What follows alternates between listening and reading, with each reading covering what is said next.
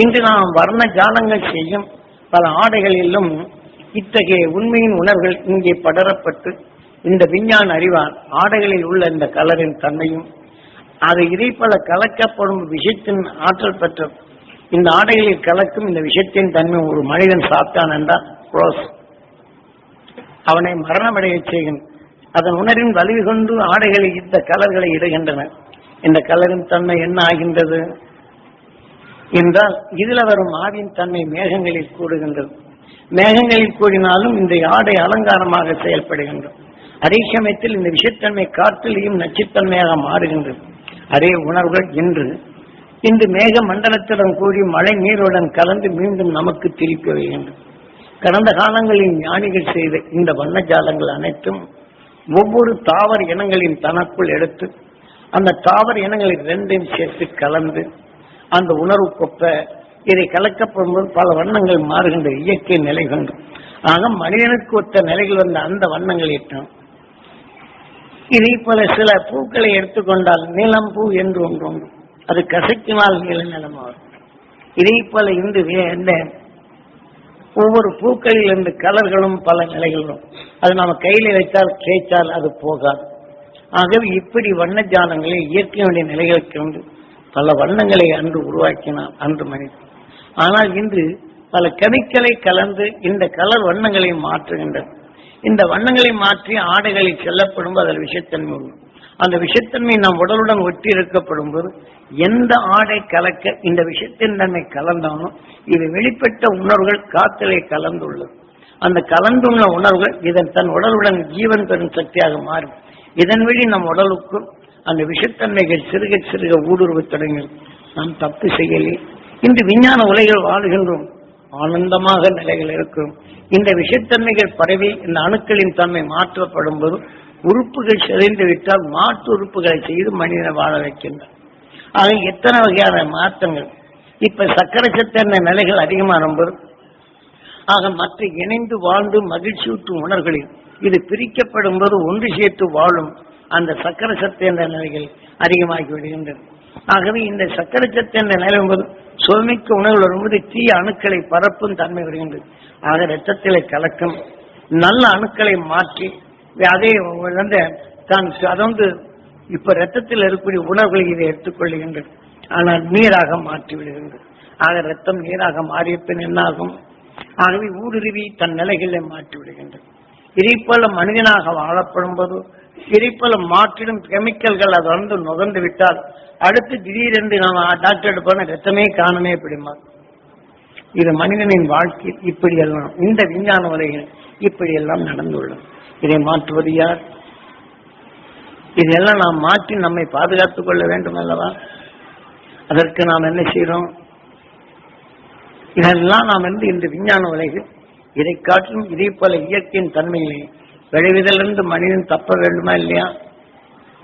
அதற்குத்தான் இப்ப உங்களுக்கு ஆத்ம சுத்தி என்ற கடுமையான ஆயுதத்தை கொடுக்கின்ற பலவிதமான உணர்வுகள் தாக்கப்படும் போது அந்த உணர்வு உணர்ச்சியின் இயக்கங்களை உங்களுக்கு சொல்லப்படும் போது இதுவும் பதிவாகின்றது. ஆக அந்த உணர்வால் வரப்படும் தன்னை எது இயக்கிருந்து தன்னை அறிந்து அடுத்த நிமிடமே ஆத்ம சுத்தி செய்தால் உங்களுடைய மனக்கலக்கம் தேறுகின்றது. வரும் வேதனை உணர்வு தடுக்கப்படுகின்றது. அந்த துரு நட்சத்திரத்தின் ஈர்க்கப்படுகின்றது. அதன் வலுவின் தன்மை நமக்குள் சேர்க்கப்படுகின்றது. காரணம் இன்று மின்னல்கள் தாக்கப்படும் போது அது வெள்ளிக்கோள் தன் உணர்வின் அலைகளை எடுத்துக் கொள்கின்றது. இதை போல உங்களுக்குள் அருஞானின் உணர்வை கொஞ்சம் கொஞ்சமாக பதிவு செய்யப்படும் போது மின்னல்கள் கடுமையான நிலைகள் எடுத்தாலும் அந்த உணர்வின் தன்மை நாம் கண்கொண்டு பார்த்தாலும் உயிர்வெளி உணர்வின் ரத்தங்களில் கலக்கப்பட்டு அந்த அணுக்களின் ஒளிக்கட்டைகளாக மாற்றும். ஆக அந்த ஒளியின் தன்மை இந்த மின்னல் என்பது 27 நட்சத்திரம் எதிர்நிலையான போர் முறைதான். இதே போல கார்த்திகை நட்சத்திரமும் தேவதை நட்சத்திரம் மோதலாக்கும் போதுதான் துடிப்பு என்ற நிலைகளாகி உருவாகின்றன. 27 நட்சத்திரங்களின் தலைமையில் 27 கோளின் உபக்கோளின் கண்டு வியாழனுக்குள் தன் சுழற்சியின் வேகத்தால் 27 நட்சத்திர உணர்வுகளை தனக்குள் கவர்ந்து அது ஆவியாக மாற்றி நாம் எப்படி இன்னைக்கு ஈயம்பூசுறதுக்கு அந்த இதுகளை சேர்த்து நமச்சாரத்தை போட்டு அதை கரைத்து ரெண்டரை இணைக்க செய்கின்றோமோ இதே போலதான் எல்லாவற்றுக்கும் இணைப்பு பாலமாக இருப்பது வியாழன் கோள். ஆகவே 27 நட்சத்திரத்தின் தனக்குள் ஐக்கியமாகி இது கலந்த பின் எதனையும் இதனுடன் இணைத்து அது வாழ வைக்கும் தன்மை பெற்றது. ஆகவே எப்படி வியாழன் கோளுடன் இணையவில்லை என்றால் அது எதிலும் சேராத நிலையாகும். ஆக மற்றொன்றுக்கு இடையிறையாகி அதனுடன் கொண்டு அது விளை. ஆக சேர்த்துக்கொண்ட உணர்வுகள் அதனுடன் இணைந்தால் இப்ப 27 நட்சத்திரங்களில் கார்த்திகை நட்சத்திரமும் ரேவதி நட்சத்திரமும் என்று ஒன்றுக்கொன்று அது தன்மை வரப்படும் போது இந்த வியாழன் கோளின் தன்மை வரப்பும்போது கார்த்திகை நட்சத்திரத்தின் உணர்வினை அது கண்டு ரேவதி நட்சத்திரத்தின் அந்த அணுத்தன்மை ஓடினால் அந்த வியாழன் கோளின் கருவின் தன்மை மோதிய பின் அதனுடைய வலுப்படுகின்ற சுழற்சியின் வேகம் ஜாகும். அப்ப அதன்படி இழுத்து இதை கார்த்திகை நட்சத்திரம் நின்று மோத வைக்கின்றது. இப்படி மோதும் போதுதான் துடிப்பென்ற நிலை வரும். துடிப்பென்ற நிலை வரும்போது ஈர்க்கும் தன்மை துடிப்பால் ஏற்படும் வெப்பமாகும். இப்படி நமது உயிர் உருவானது.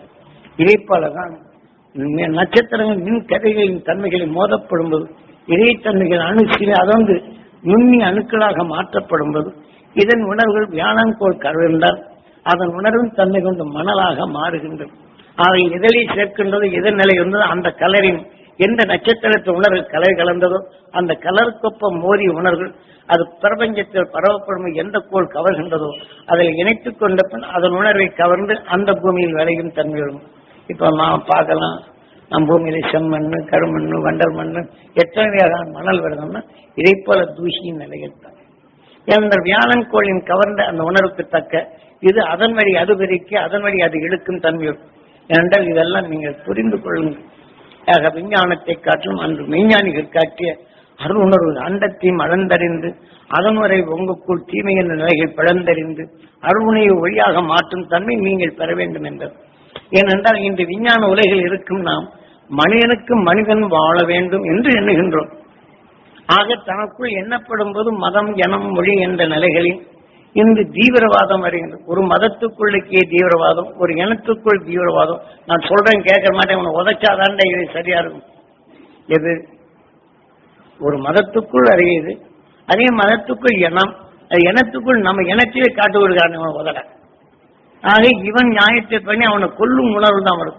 ஆக மட்டும் இதை காக்க வேண்டும் என்ற தீவிரவாதம் ஆக மனித உணர்வுக்குள் அதிகமாக பெருகிவிட்டது. ஆக உதைக்க வேண்டும் என்ற உணர்வு வந்தால் நாம் நுகர்ந்த உணர்வுகள் நமக்குள் இருக்கும் நல்ல உணர்வை கொல்லுகிறது மறந்து விடுகின்றன. ஆக கொல்லும் உணர்வு என்பது அடுத்தனை கொல்லும் தன்மை. இந்த உணர்வின் தன்மை கலந்த பின் சூரியன் கவர்ந்தால் இதே உணர்வு வரும்.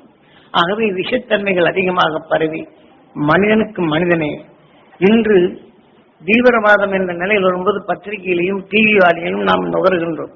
இது உணர்வுகள் அனைத்து நம் உடலுக்கு சேர்ந்தால் என்னாகும்? அச்சுறுத்தும் தன்மைகளும். இப்ப சாதாரணமா எலி பயந்து ஓடுகிறது என்று வச்சு பூனை அடுத்த நெருங்க புஷ்ங்க அது கடிக்கத்தேன். பாம்பினங்கள் மனிதனை கண்டால் அஞ்சு ஓடும், அது காலில் பட்ட தலையின் திரும்பும். ஆகவே இதை போல சந்தர்ப்பத்தில் நமக்குள் மோதும் போது அந்த உணர்வுகள் நம்மை அறியாமலேயே நம்மை தவறு செய்வதாக மாற்றுகின்றது. நீங்க எது வேணாலும் பாருங்க, ஒருத்தன் தவறு செய்யும் உணர்வுகள் நுகர்ந்த பின் அதே உணர்வாகிவிட்டால் நாம் தவறு செய்வதாக மாற்றிவிடுவோம். அவன் செய்வது தவறென்று நாம் கூறுகின்றோம். அந்த தவறென்ற உணர்வுகள் நமக்குள் வரும்போது அதே உணர்ச்சியை நம்மளை விட்டு அவன் ஒரு மடங்கு தவறு செய்தார் என்றால் நாம் பல மடங்கு தவறு செய்ய வேணாம் மாறி. காரணம் நம்முடைய நல்ல அணுக்கள் அது மாறிவிடுகின்றது. ஆகவே இதன் உணர்வு கொண்டு அதன் உணர்வு அதிகமாக நுகரப்படும் போது இதுதான் வேணும். இப்ப நாமும் ஒரு உயிரின் தன்மை விஞ்ஞானி பல அணுக்களின் செயற்கையை சேர்த்து ஒரு உடலை உருவாக்கும் போது கலந்திட்ட இந்த உணர்வின் தன்மை தான் கவர்கின்றது. கவர்ந்திட்ட உணர்வுக்கொப்ப உணர்ச்சிக்கொப்ப ரூபங்கள் மாறுகின்றது. இதை போலதான் மனிதன் தான் சாதாரண வாழ்க்கையில் பிறருடைய தீமையின் உணர்வுகளை நுகர்கின்றான் என்று வைத்துக் கொள்வோம். அதே உணர்வுகள் நுகர்ந்த பின் நல்ல உணர்வுடன் இன்னொருத்தன் பலவிதமான எண்ணங்கள் கொண்ட உணர்வுகளை நாம் நுகரும். இத்தகைய தீமையின் உணர்வுகள் நாம் அணுக்களில் சேர்க்கப்படும்போது மனிதனை உருவாக்கிய உணர்வுகள் மாறுபடுங்கள். நாம் புழுவிலிருந்து மனிதனாக வரும் வரையிலும் எத்தனையோ வகையான உணர்வுகளை நுகர்ந்து நுகர்ந்து இந்த உணர்வுக்கொப்ப உணர்ச்சிகள் மாறி அந்த உணர்வுக்கொப்ப உடல்கள் மாறி குணங்கள் மாறி எண்ணங்கள் மாறி இப்படி பல கோடி சரீரங்களின் நரக வேதனை பட்டுதான் அவையெல்லாம் மீட்டிடும் மனித உருவை உருவாக்கியது நமது உயிர். இத்தகைய நம் உயிரை உருவாக்கி அவனை யாரென்று நாம் அடையாளம் கண்டுகொள்ளக்கூடிய சக்தி பெற்றதான் மனிதனின் 6வது கார்த்திகேயா. அகண்ட அண்டத்தின் உணர்வு கொண்டு பல சரீரங்களில் நாம் தீமையிலிருந்து விடுபடும் போது அது ஒவ்வொன்றிலும் அறிந்து கொண்ட உணர்வு ஒட்டு மொத்தமாக இங்கே வருகின்றது. இந்த ராமாயணத்தில் கோடிக்கரை பல கோடி உடல்களை நீக்கி நாம் எடுத்துக்கொண்ட உணர்வுகள் நாம் இப்படி மனிதனாக தோற்றுவிக்கும். ஆகவே இதிலே தசரத சக்கரவர்த்தி என்பவன் யார்? 10வது நிலை அடையக்கூடிய உயிரைத்தான் தசரத சக்கரவர்த்தி என்று அவன் நால்வரு மேனியாக அவன் திருமணம் செய்து கொள்ளுகின்றான் என்ற நிலையை திருப்பி காட்டும். இங்கே சிவ தத்துவத்தில் நாம் எதை பார்க்கின்றோமோ ஓம் நமச்சிவாய் ஓம் நமச்சிவாய் நாம் பார்த்த உணர்வு அறிந்தாலும் அந்த ஜீவனின் உணர்வின் தன்னை இங்கே உடலாக்கும் என்று இங்கே தவிர இது பிரம்மம். ஓம் இம் என்றாலே உடலாகின்றது. ஆக இது பிரம்மம். ஆக ஒன்று நுகர்ந்த உணர்வு பிரணவம், இம் என்று உடலாகும் போது சிவம் என்று ஓம் நமச்சிவாய் நாம் நுகரும் உணர்வு உடலாகின்றது. இங்கே சிவ தத்துவத்தில் கூறுவது இதெல்லாம் நாம் தெளிவாக தெரிந்து கொண்டால் மனிதன் வாழ்ந்த பின் நாம் இன்னும் எங்கே செல்ல வேண்டும். இப்படி பல கோடி சரீரங்களை சேர்த்துக் கொண்ட உணர்வுக்கொப்ப எல்லாவற்றையும் அடைக்க ஆளுவன் சக்கரவர்த்தியாக மாறுகின்றது. இதே உயிர் அந்த உடலை மனித உடலை அமைக்கப்படும் இப்படி வந்ததுதான் தசரத 10வது நிலை பிறவியில்லா நிலை அடையக்கூடிய பருவம் பெற்றது இந்த மனித உடல். இதை உருவாக்கியது உயிர். ஆக தசரத சக்கரவர்த்தி என்று பெயர் வைக்கணும். அவனுக்கு பிரம்மகுரு யாரு? வசிஷ்டர். இப்ப சாதாரணமா உங்களை தீமைகளிலிருந்து நீக்க வேண்டும் என்ற உணர்வுகளை நான் உபதேசிக்கின்றேன். இந்த உணர்வின் தன்மை சூரியன் கவர்கின்றது. நீங்கள் உற்று என்னை பார்க்கின்றீர். கருவிழி ருக்குமணி உங்களை பதிவாக்குகின்றது. பதிவான உணர்வு நான் பேசும் தீமையிலிருந்து விடுபட்ட அருண் ஞானி அழிஷன் கண்ட பேருண்மையும் அவன் பலர்ந்த உண்மையும் நான் வெளிப்படுத்தும் போது இது உணர்வலைகளை சூரியன் காந்த புலன் கவர்கின்றது. அது பரபிரம்மமாகின்றது. ஆக பிரம்மாவின் மனைவி யார்? சரஸ்வதி. ஆக எதன் உணர்வில் பெற்றதோ அந்த ஞானத்தின் வழி அந்த அணு இயக்கும். ஆகவே அது காயத்ரி. எதை கவர்ந்ததோ அதன் வழி அது இயக்கும் என்று இப்படி தத்துவங்களை தெளிவாக்கும். அதுவே இப்ப மனிதான நீங்கள் 10வது நிலை அடையக்கூடிய நீங்கள் தசரத சக்கரவர்த்தி. நீங்கள் இதை நுகர்ந்தால் இதன் உணர்வின் தன்மை பிரம்மமாகின்றது. வசிஷ்டர் நீங்கள் கவர்ந்தால் இதை சமயத்தில் சூரியன் கவர்ந்தால் வசிஷ்டர், நீங்கள் இதை கவர்ந்தால் வசிஷ்டர். கவர்ந்த உணர்வுகள் உங்க உடல்ல அணுவாகும் போது பிரம்மமாகின்றது. ஆக எதன் உணர்வின் தன்மை உருவாகின்றதோ வசிஷ்டர் மனைவி யாரு? அருந்ததி. நீங்கள் எந்த குணத்தின் தன்மை நாம் பேசினாலும் அது உங்க உடல்ல அணுவாகும் போது அதன் சக்தியாக இயக்கும் தான் அருந்ததி. இணைந்து கொண்ட உணர்வு கொண்டு அது இயக்கம் என்று காரணப்பேர் வைத்து இயக்கம் எப்படி என்ற நிலையை தெளிவாக்குகின்றது. ஆனால் அதே சமயம் நாம் எப்படி எந்த பிரம்மகுரு? ஆனால் தசரத சக்கரவர்த்தி யாரு? கவர்ந்து கொண்ட உணர்வு பிரம்மமாகி அந்த உடலுக்குள் அது குருவாகின்றது. ஆகவே அதன் வழியே அது இயக்கம். இப்படி பல கோடி சரீரங்களை பெற்று நாளொரு மேனையாக அவன் கவர்ந்து கொண்ட உணர்வெல்லாம் அந்த சக்தியாக அவன் உடலை சேரும். அவன் கங்கணமே கழித்ததில்லை. இந்த உயிர் நாம் பிறந்த பின் நாம் எதையெல்லாம் நுகர்கின்றோமோ அதன் சக்தியாக தன் இணைந்து வாழும் சக்தியை தான் அருந்ததி. எதை நுகர்ந்தமோ அதை இணைந்து வாழும். ஆகவே எதை நுகர்ந்தமோ உயிர் விஷ்ணு ஆகின்றது. உணர்வின் தன்மை நாம் உடலாகும் போது சிவனின் அது விஷ்ணுவின் பிள்ளை பிரம்மமாகின்றது. இந்த உயிர் எப்படி இயக்குதோ இதை போல உணர்வின் அணுவை இங்கே அந்த அணுத்தன்மையாக உருவாக்கும். அதனால்தான் விஷ்ணுவின் மகன் பிரம்மாயன். ஆனால் பிரம்மாவின் மனைவி யாரு? சரஸ்வதி. எதன் உணர்வின் தன்மை பெற்றதோ அதன் ஞானத்தின் தன்மையாக அது இயக்கும் என்று தெளிவாக கூறப்படுகிறது. ஆக அங்கே சரஸ்வதி. ஆக எதன் உணர்வானதோ அந்த உணர்ச்சிகளை இயக்கி நமது எண்ணமும் நமது செயலும் நடந்தாலும் அந்த உணர்வுக்கொப்ப உடலின் அமைப்பும் மாற்றி அமைக்கும். இந்த உணர்ச்சிக்கொப்ப அணுக்கள் மாற்றம், அந்த உணர்ச்சிக்கொப்ப உறுப்புகளின் மாற்றமும் உணர்ச்சிக்கொப்ப நம் செயலின் மாற்றமும் நம் சொல்லின் தன்மை மாற்றம் அடைகின்றது என்பதை இவ்வளவு அழகாக நம்மளுக்கு கொடுத்துள்ளார். ஆகவே இங்கே அந்த அதே போல நாம் வாழும் இந்த உண்மையின் உணர்வின் தன்மையை நாம் அறிந்து கொள்வதற்குதான் புரியாதவர்களுக்கும் புரியும்படி செய்து. ஆக இவன் போருக்கு செல்லப்படும் போது எத்தனையோ வாழ்க்கையில் இருந்தாலும் அடுத்த எதிரிகளை வீழ்த்த வேண்டும் என்ற உணர்வின் வலுகொண்டு எதிரியின் மேல் படையெடுக்கின்றான். காரணம், ஒரு அரசன் அவன் வலுவாக்கி வைத்தால் அவன் வலுவு கொண்டு என்னை அடிமையாக்கி விடுவான். இந்த இயற்கையின் நிலையை நீரிலே தான். ஆகையினால் இதன் வழி மனிதனும் இந்த உணர்வுக்கொப்ப. ஆக ஒரு அரசன் அவன் வளர்ந்தான் என்றால் அவன் எப்படி பலவீனப்படுத்துவது? அவன் வலுவை வளர விடாது தடுத்தால் தான் இந்த அரசன் வாழ முடியும். ஆகவே இதை போல அவன் எடுத்துக்கொண்ட உணர்வு எதிரிகளை வீழ்த்த வேண்டும் என்ற உணர்வை நுகர்கின்றான். அப்ப அது வசிஷ்டர். அந்த உணர்வின் தன்மை தன் உடலை விளையப்படும்போது அது பிரம்மமாகின்றது. அந்த பிரம்மா அவனுடைய மனைவி யாரு? பிரம்மாவின் மனைவி சரஸ்வதி. ஆனால் இந்த கவர்ந்து கொண்ட உணர்வு தன்மை தன் உடலானால் அருந்ததி இணைந்து வாழும் என்றது. ஆக நுகர்ந்த உணர்வு இணைந்து வாழப்படும் போது அவன் போருக்கு செல்லப்படும் போது என்ன செய்கின்றான்? எதிரிகளை வீழ்த்திட வேண்டும் என்று உணர்வை நுகர்கின்றான். அது வசிஷ்டர். அதனால் அவன் தான் பிரம்மகுரு தான் அவனுக்கு வழிகாட்டு. எதன் உணர்வின் தன்மை தனக்குழு அருந்ததியாகி அது குருவாக நின்று எதிரியை வீழ்த்தும் உணர்வின் உணர்ச்சிகளை ஊட்டுகின்றது என்ற நிலை இங்கே காட்டுகின்றான்.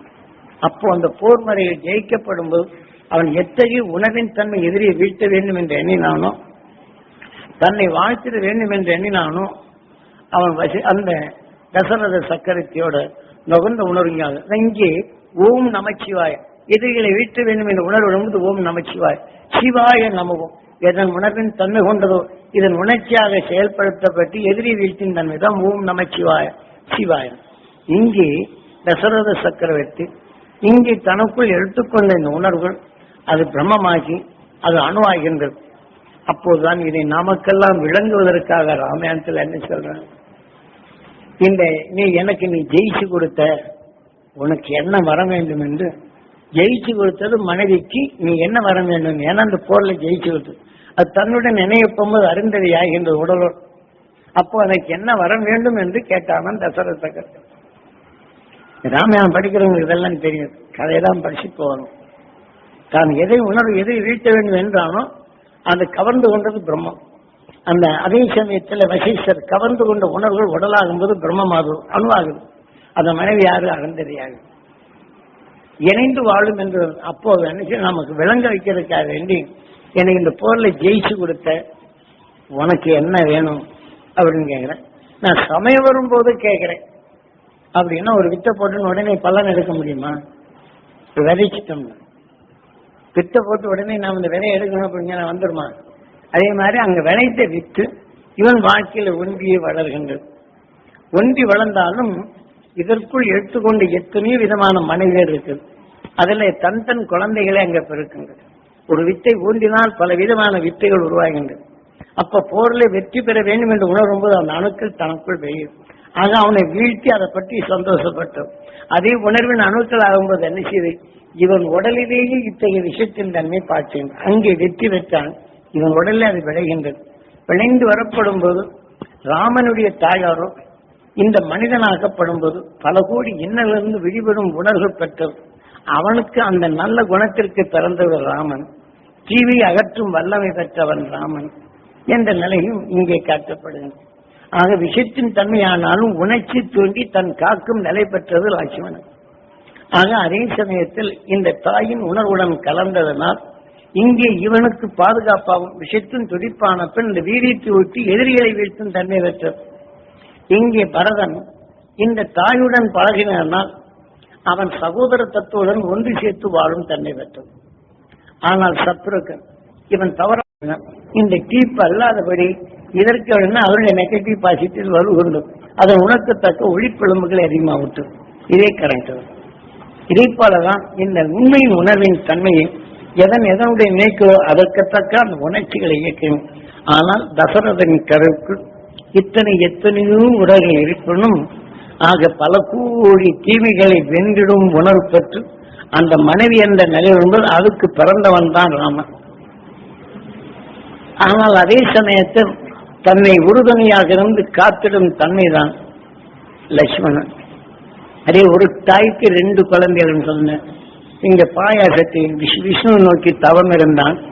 அதன் கொண்டு அவன் தூதனை அனுப்பி பாயாசத்தை கொடுத்தான். முதல் நிலையை ராமன தாயாருக்கு கொடுத்தான். 2வது பரதனின் தாயார் கொடுத்தது. 3வது அது லட்சுமணன் தாயாருக்கு கொடுத்தது. தொக்கி உள்ளது மிக மிச்சம் அவருடைய 3வது மனைவிக்கே கொடுத்தது. அப்படின்னா அது சத்ருகன், இங்கே லட்சுமணன். ஆக லட்சுமணன் என்றால் என்ன? ஆக சூரியன் தாக்கப்படும் போது அதில் விஷங்கள் பிரிச்சு பழப்பும் போது அப்ப வெப்பமாகின்றது, காந்தமாகின்றது. காந்தமானாலும் விஷம் பிரிந்து செல்வதை இந்த காந்தம் இழுத்து கவர்ந்து வைத்துக் கொள்ளுங்கள்.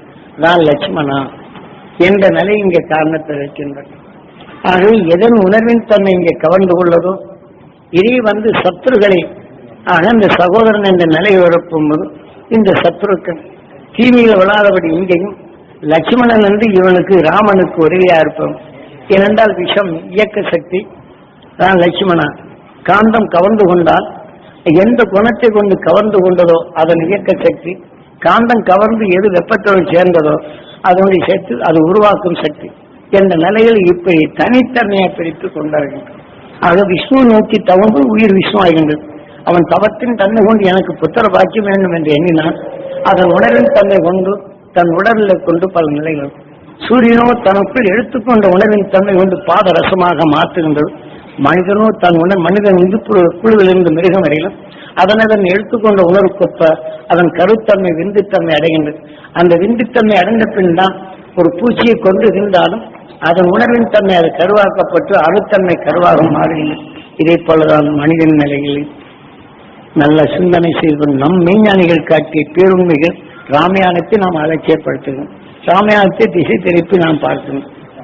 ஆகவே இப்படி நான் சமயம் வரும்போது கேட்கலாம் என்று சொன்னான் யாரு? பரதனுடைய தாயார். அப்போது எல்லாம் ராமனுக்கு பட்டம் சூட்ட வேண்டும் என்று எல்லோரும் ஆயத்தமாக இருக்கணும். அதோட பரதனின் தாயார் சேர்ந்து செய்து இருந்தாலும்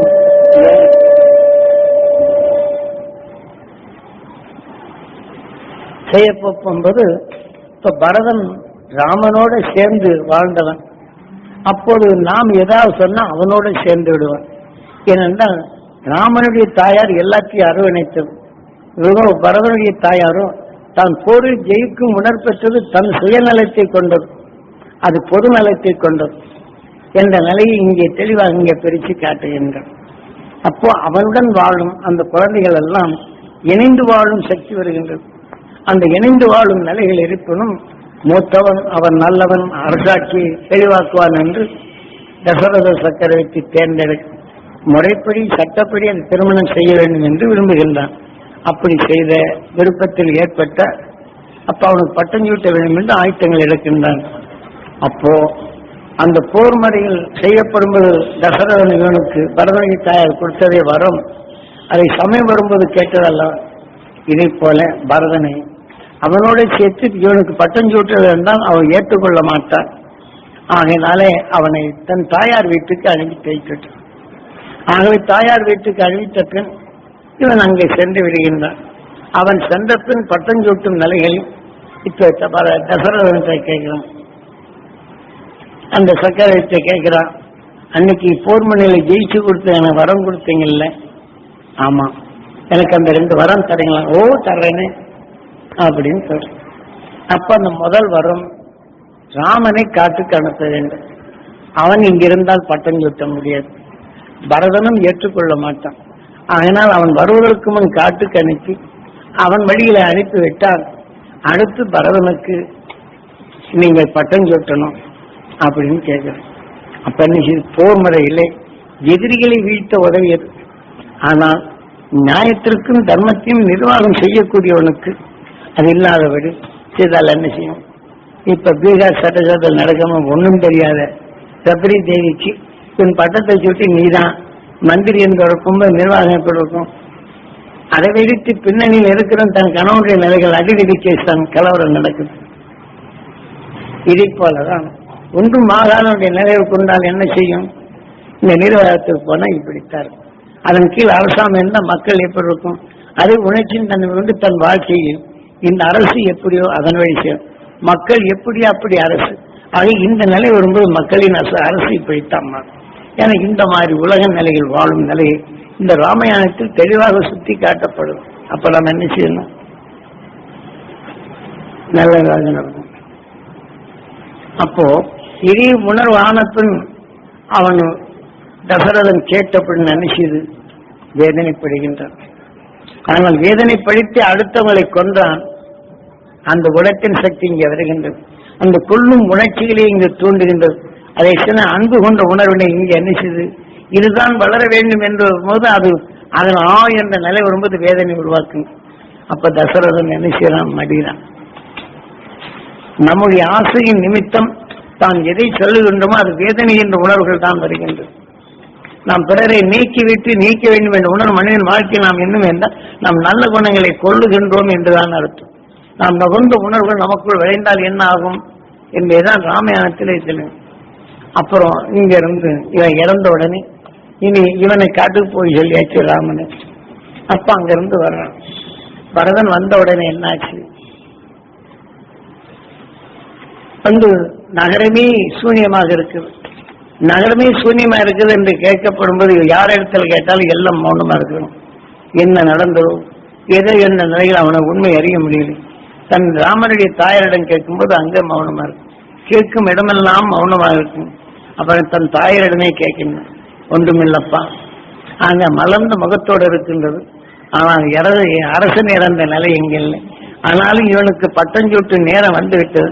அவனை காட்டுக்குள் போய்விட்டார். தன் மகனுக்கே பட்டம் சூட்ட வேண்டும் என்றவர்.